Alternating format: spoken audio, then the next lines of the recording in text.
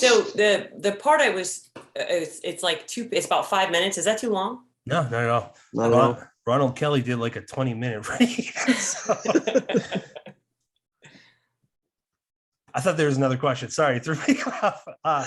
All right. So you guys want me to just shut up and get started? I can't shut up and do that, can I, Brennan? No, you cannot. That wouldn't be a very good episode at all.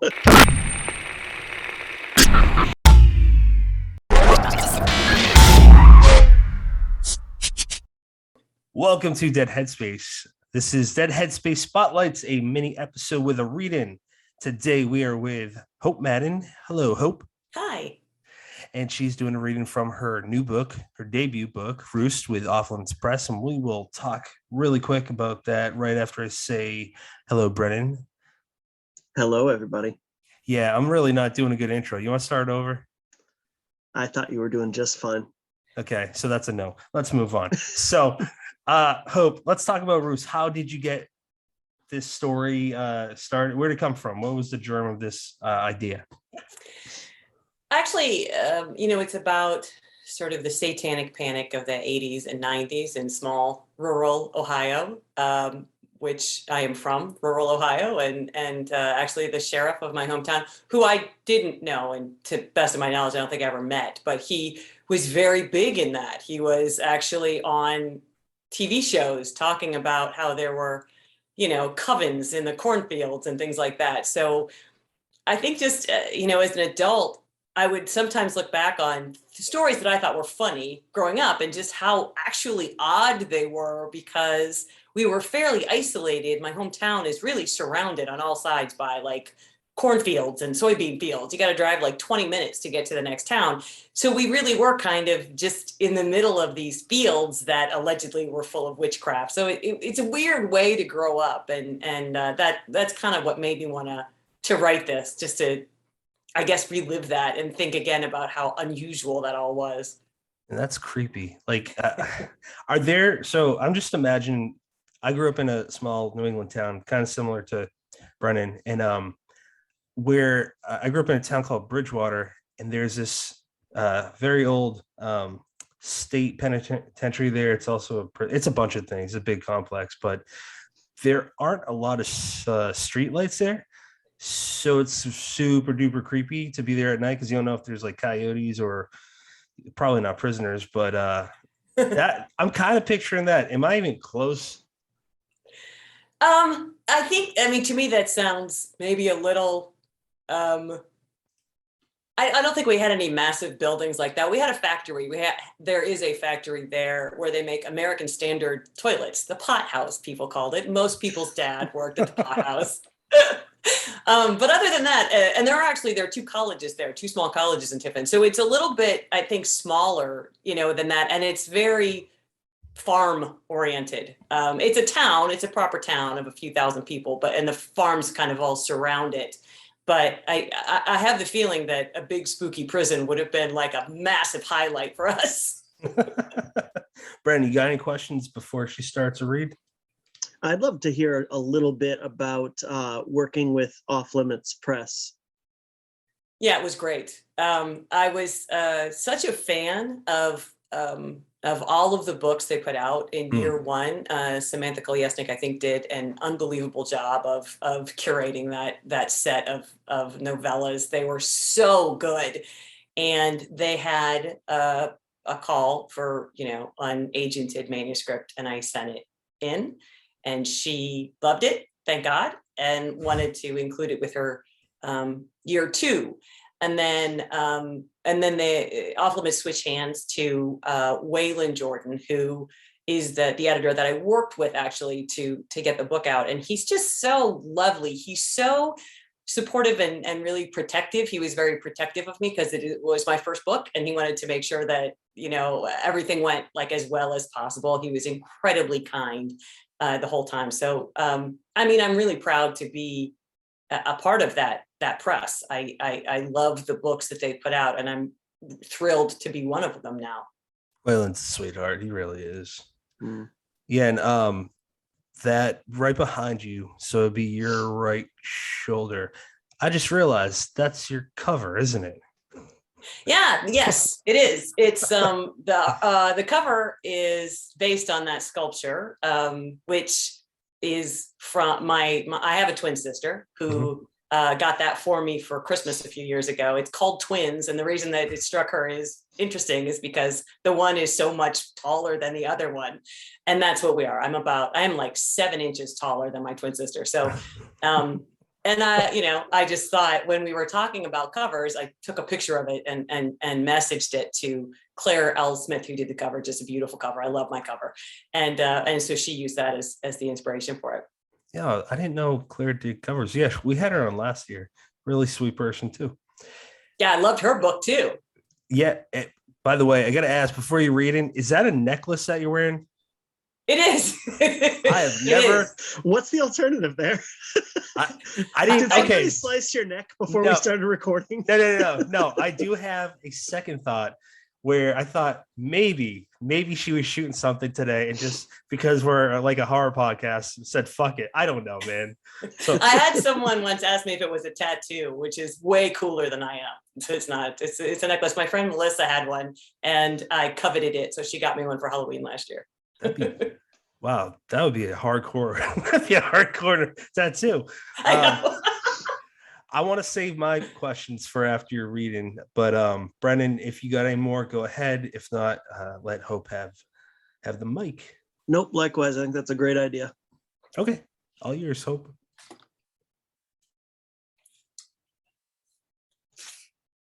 I know what happened to Brenda Cassidy, Joni says, popping a Tootsie Roll into her mouth. Joni pulls little Joy onto a cushioned porch swing, and they sit together, rummaging through the brown and orange plastic bag of Tootsie Rolls. Long, gangly Hope sits on the porch floor, facing them and looking unhappy. Can I have a Tootsie Roll? Joni ignores her. Everybody knows what really happened to Brenda, Joni says. It was Bloody Fingers. Bloody Fingers is a boogeyman story Hope and Joy's older sister, Hannah, sometimes told Joni to scare her when she was a kid. Now, Joni, too young to be Hannah's friend, too old to be Hope and Joy's friend, uses it to scare the girls. You know what that means, Joni whispers. Brenda probably heard him coming. Joni smiles. Hope holds her breath. Thump, thump, drag. Bloody Fingers on the first step. Stop it, Hope says. Thump, thump, drag. Stop, Hope says more urgently. Joy isn't afraid. She digs quietly into the bag of snacks on Joni's lap. Meanwhile, Joni watches Hope's increasing terror with glee. Bloody Fingers on the second step. Hope hides her face with her hands. Joni silently slides out the swing, opens the front porch door, pulls Hope up from the floor and pushes her off the porch. Joni closes and locks the screen door.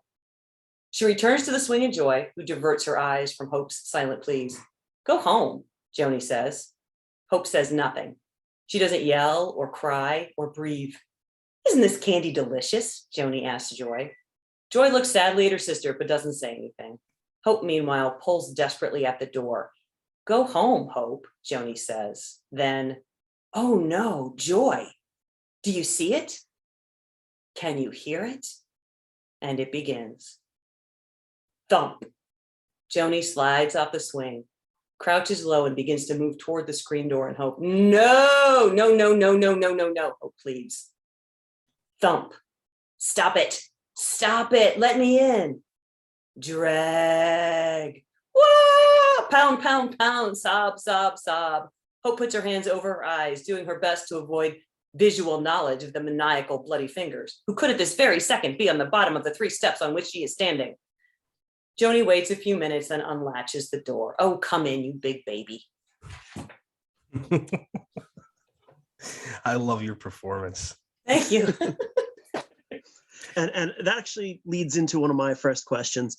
The prose and the dialogue-driven nature of the book really is reflective of kind of screenwriting, and I'm wondering how much of that was intentional, how much you leaned into that. It wasn't actually, but my background in writing is in journalism and in nonfiction. And I am a screenwriter as well. So I have, I've written a lot of short stories and poems that have been published over the years, but this was my first long form. So I suppose maybe it's just, I guess, the way I tell stories. I must just tend toward that after many years of not really writing long fiction. Well, and you tout yourself as a film critic, so I would imagine that some of that certainly, the avid movie watching is going to slip in there, whether you want it to or not. Yeah, I'm sure that's true. Yeah. So did you, man, this is such a basic question, but did you use that as a, sorry, let me rewind. Did you use a real life folklore to base your monster off of that?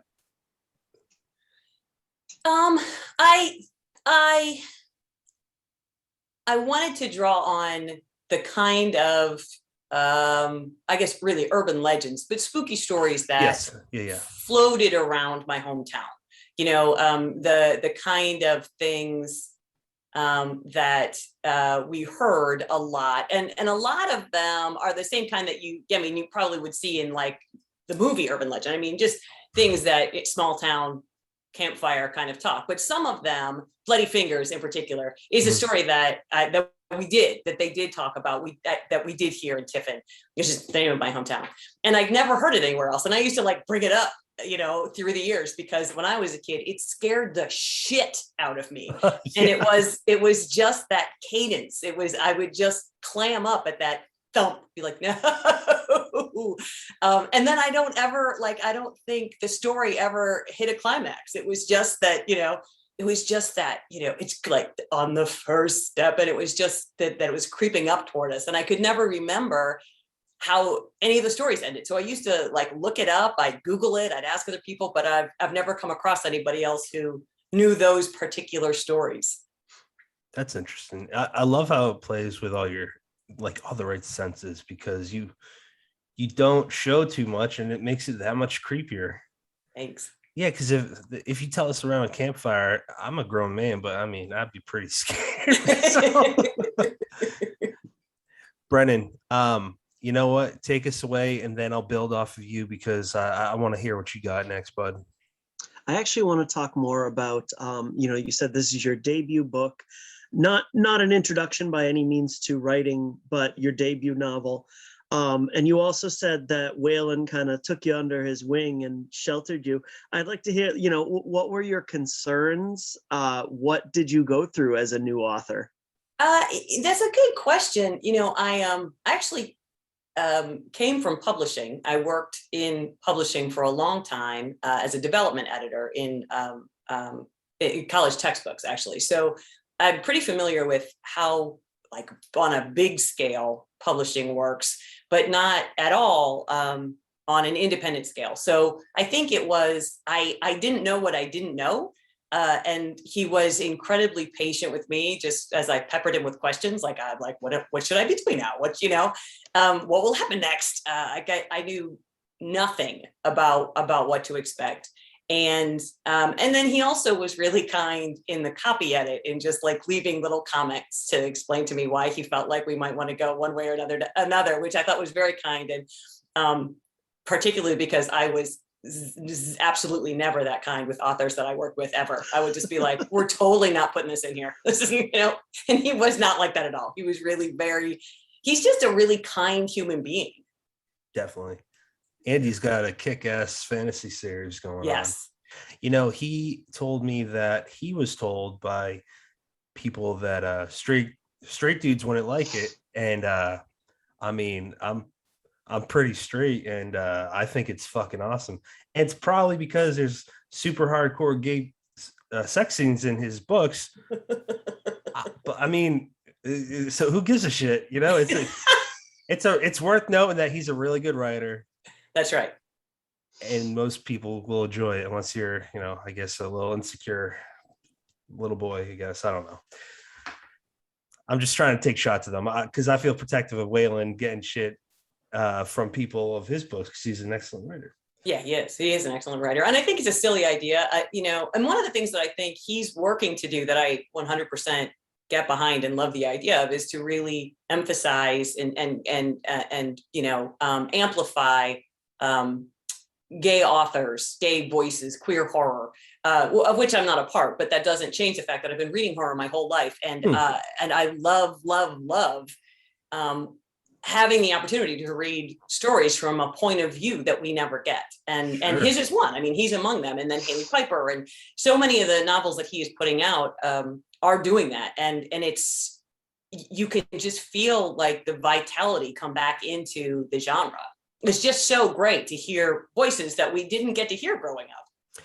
Yeah, absolutely. And that's truly what the beauty of books is to bridge and connect our lives for, it is, hopefully, ideally, a better world for the next generation.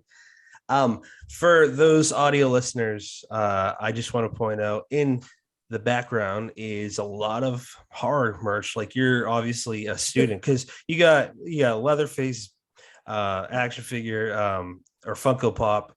You got Edgar Allan Poe stuffy, Land of the Dead, which I love that movie. I thought that was a great one. And then I see if was that Bride of Frankenstein backpack? Yeah, that's actually my purse. And, okay. I can only see a part of it. That's awesome. So that being said, what were your ambitions when you first submitted this to Offlimits Press? Like, we talked about it a little bit, but rather not ambitions. What were your hopes, and how has the reality matched those hopes? I think it's common that you just can't decide you're finished writing something until you see a deadline. And that was what it was for me. I mean, Offlimits had a window for unrepresented manuscripts. And I was like, well, that's it. If I don't have it done by the end of that's my deadline. It's got to be done by then. And it was the first place I ever sent it. And I fully expected to get rejected. But I think I'd been working on it off and on for, a couple of years, really, as I had the time. And so it was, number one, it was just a way for me to make myself consider it done. So I think really that was my first goal, was to just find it in me to put it out someplace and then prepare for rejection and then find the next place to send it. And then I was so surprised when Samantha said that she wanted it. So just that moment was, I swear to God, far more than I ever expected. Like, just that. I expected a polite rejection and maybe some notes, which I would have welcomed with open arms, because she is, Samantha Kolyasnik is just one of the greatest modern horror writers. I mean, I'd loved her short fiction for such a long time, but true crime killed me. Oh my God, that novel was so great. Yeah. And then for her to move from that to Waif, which is everything about it is so different. It's so unpredictable based on her other writing. So I was, I was so honored that she liked it, that, I have such tremendous respect for her as a writer. So, long before it came out, it had already exceeded my expectations, to be honest with you. So everything else, and then I got that cover. Oh my God, I was so happy. I can't even tell you how happy I was about that cover. So yeah, everything else is just gravy. That's awesome. I just love how you can feel it from, look at you, your glow, even if you just hear it. It's amazing. Like, that's what books do. I'm sorry. I can't get over that. That makes me so happy to hear. Brennan, take us away. I think that's a very fair point. Is you work hard to create something, and hope. To your point, you're absolutely right. It's if today is May 30th, and I have something due on June 15th, then it is going to be the best it can be by June 15th. Yeah. But if it's not due till July 15th, I'm gonna keep working on it for that extra 4 weeks. And if it's not due till October, you're just gonna kind of pound away at that, and you're just constantly bringing the chisel to it, which would not be an effective way of sculpting, but certainly works on fiction. I am actually really curious, given your background editing college textbooks, what do you feel like is the main difference in approach between editing nonfiction and fiction? And do you feel like you would be able to edit fiction? I have edited fiction. I do. Oh, brilliant. Okay. Yeah, I do that now. I do a lot of freelance writing and editorial work.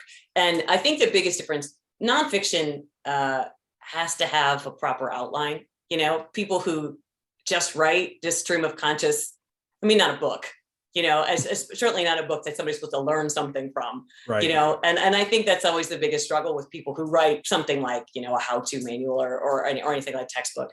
And I think that fiction really begs to go in new directions. You know, and I think I'm the most thrilled by fiction that doesn't follow what you the path you expect it to follow. And I circle back to Haley Piper. I think that happens every time I read one of her books. That just goes places I 100% never expected it to go. So I think that to me is it's the magic of fiction, is that when it's done well, you just don't know what's going on. Whereas for me, the magic of nonfiction is that it's telling you where it's taking you so that you can absorb as much of the information as possible. Yeah. The Worm and His Kings was that was a killer book. It was? Yeah. And it was such a great cover. Yeah. Yeah. It was just the best covers. I agree. Yeah, she does. But you have a great cover too. I do. So I'm just curious, when Sam took your book, where was the transition that it went over to Whalen owning the company?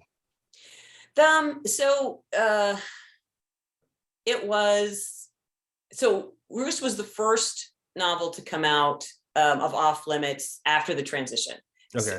It came out this past spring in March. And so I'm not sure exactly when he took over, but it would have been sometime in late 2021.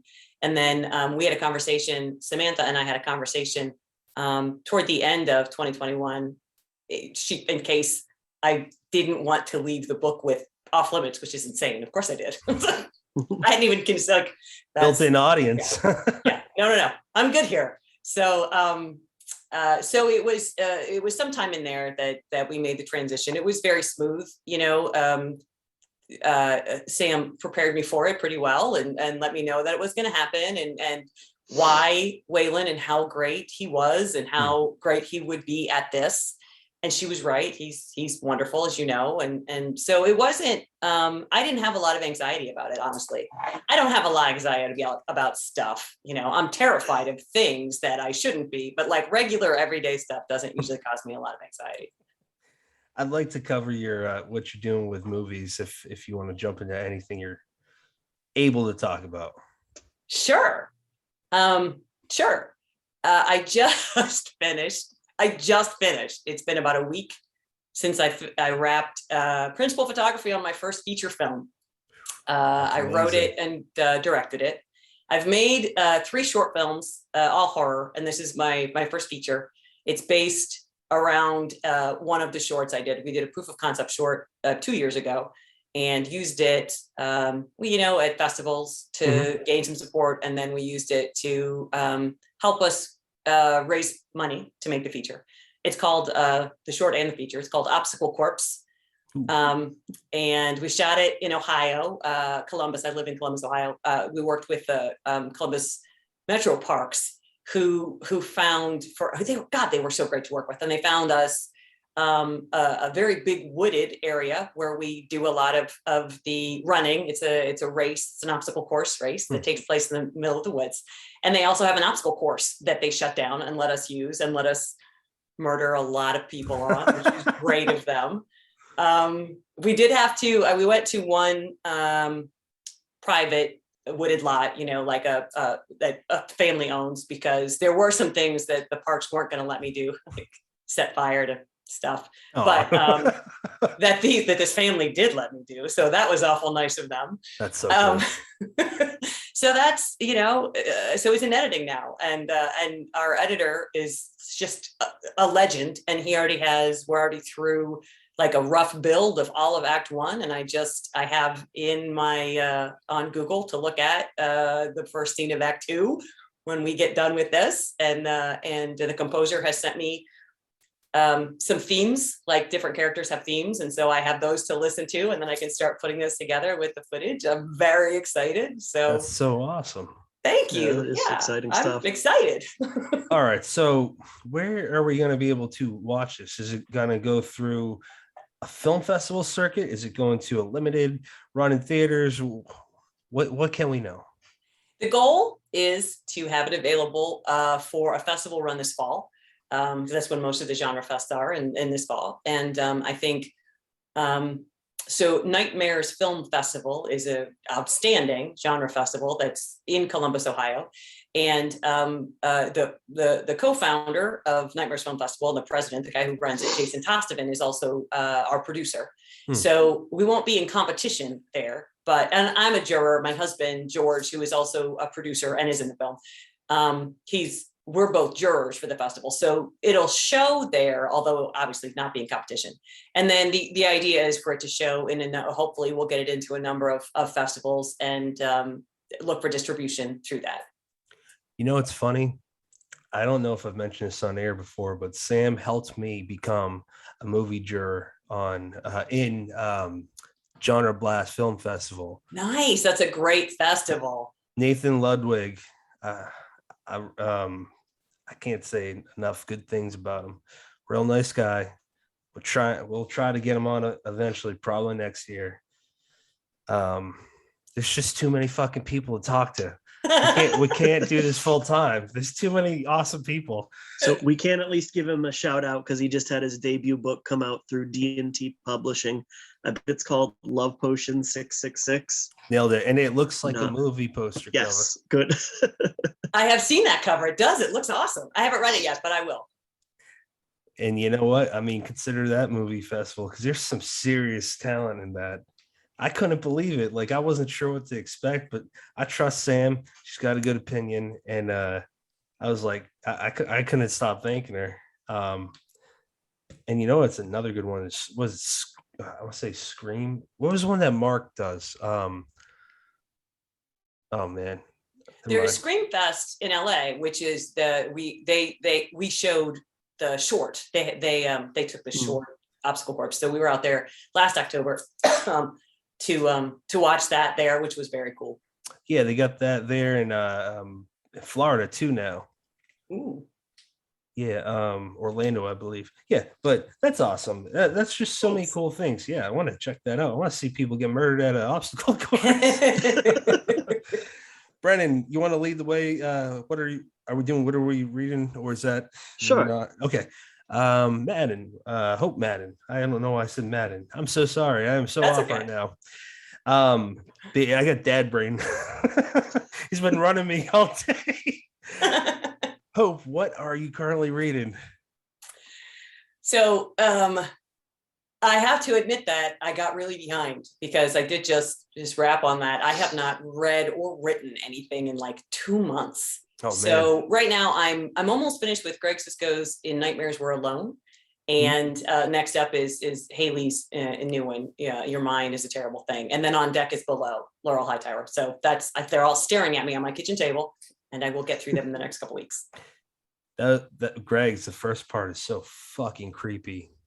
Yeah, that's really something. That's without a doubt one of the creepiest, like part one alone was one of the creepiest stories I've ever read. Brennan, what are you currently reading? It's creepy, man, but I think like the biggest thing that has going for it is the utter anxiety inducing nature of it. The part one of his novel. Like I remember like, heart pounding, like coming down to the wire on that. It was a wild ride. I am reading Sausages, The Making of Dog Soldiers by Janine Pipe. Speaking of nonfiction books that are meticulously plotted so that they don't meander off on all these crazy paths. I'm about 20% into it. She does Patrick and I were just talking about it this morning. You can just read in the prose just her love of this, the movie, the director, the everything about it. And on top of that, just her excitement at, being asked to write this project. It's a really, really cool book and just overflows with love for that movie. Patrick, how about you? Yeah, so I'm reading Sausages as well. And there's one more, Ellen Labat's Sanguinarian. She's got this vampire series, and it's I'm not even gonna attempt to say the subtitle because I'm probably gonna butcher it, but it is a vampire series based in Europe during World War II. But the war is actually a backdrop, and it's really focused on this one girl that long story short, she is this kick-ass vampire, half human. It is a lot to it, so I'm just gonna leave it there. It's worth checking out. Hope, where can people follow you? I'm at Mad Wolf on most things. So on Twitter, I'm at Mad Wolf with two D's, MADDWOLF. On Facebook and Instagram, it's Mad Wolf Columbus. And what you'll find there mainly is I am a film critic. So that's mainly what you'll find. Although I have two podcasts. One of them is a horror movie podcast called Fright Club.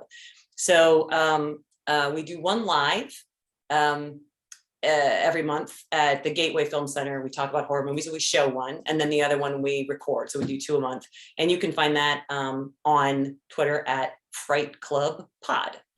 That's awesome. Mad Wolf, when I first looked that up, I saw you on a bunch of talk shows. Is that for being a film critic? Yes. Yeah. Oh, I'm cool. on Good Day Columbus. Is a TV like news show here in Columbus, Ohio. And my husband is the Wolf of Mad Wolf, George Wolf. And so we're the film critics for Good Day Columbus, the TV show here. So we're on there every Friday. Nice. When do you have time to sleep? Do you have any final thoughts? Me? Yeah. Anything. It could be about anything you want. I'm excited to read that Dog Soldiers book. Actually, Dog Soldiers and The Descent are I think, it's like some of the greatest modern horror films. Dog Soldiers is it's a war movie really, and it's incredibly well made, and it's so funny.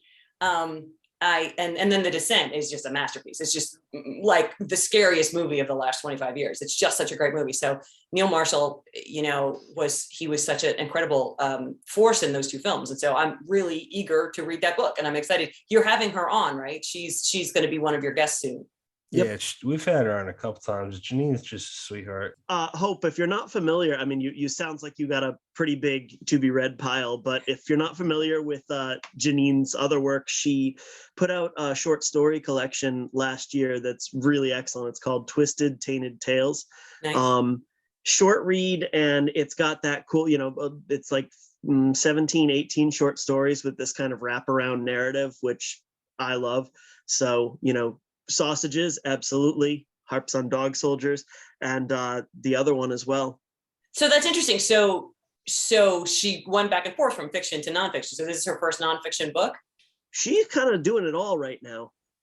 Yeah. I'm pretty sure it's her first nonfiction book. Yeah. I'm not aware of any others. Twisted Tainted Tales it's pretty much like a creep show. It's a bunch of different stories that are really fun, but they get there's moments that are really intense, and it was a Splatterpunk nominee last year. So yeah, she really is doing a lot, and she kind of like teases updates, and she was talking about like this even somehow a bigger project going on, and really, it's awesome. She's an example of a really good person that helps everyone she can, and she's getting what she deserves. Yay. Brennan, what are your final thoughts, sir? I appreciate you coming on and spending a little bit of time with us, Hope, and reading from that book. And I hope people will check it out because it's available now. And I don't want to drop any spoilers, but oh my gosh, the last few pages. I'll leave it there.